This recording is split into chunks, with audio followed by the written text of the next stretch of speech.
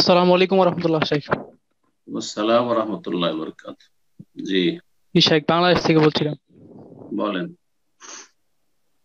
শেখ, আমার দুইটি প্রশ্ন। প্রথম প্রশ্ন হলো যে, শেখ, আমরা সলাতে দুই সেজদার মাঝখানে যখন বসি তখন আমরা আল্লাহুম্মা গফিরলি ওয়ারহামনি ওয়ারযুকনি এই দোয়াটা কি বলা যাবে?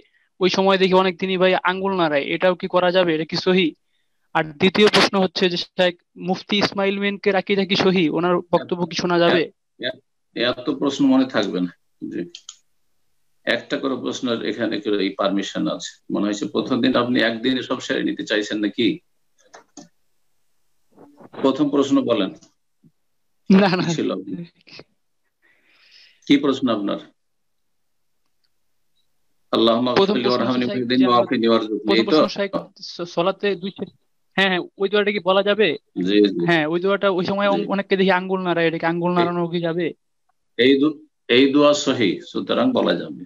রব্বিক ফিরলি রব্বিক ফিরলি রব্বিক ফিরলি কেউ যদি বলে তুই সেজদার মাঝখানে, তবুও ঠিক আছে। যেটা ওয়াজিব, সালাতের যে ওয়াজিবাত গুলি রয়েছে তার 8টির এটি একটি।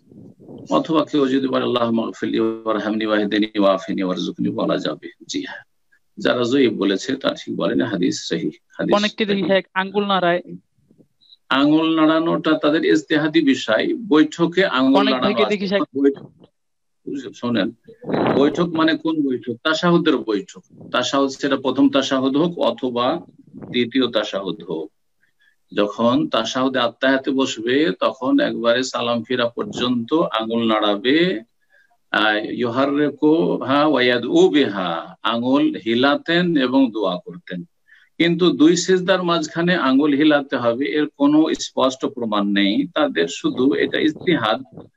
বুঝ, তারা এইভাবে বুঝেছে যে এটাও তো একটা ছোট বৈঠক, সুতরাং এখানেও রব্বিল ফিরলি পড়ছি আর আঙ্গুল হিলাচ্ছি, কিন্তু এর কোনো প্রমাণ নেই। সুতরাং এখানে না হিলানো উচিত, না হিলিয়ে শুধু তাশাহুদ গুলিতে হেলাবে। জি।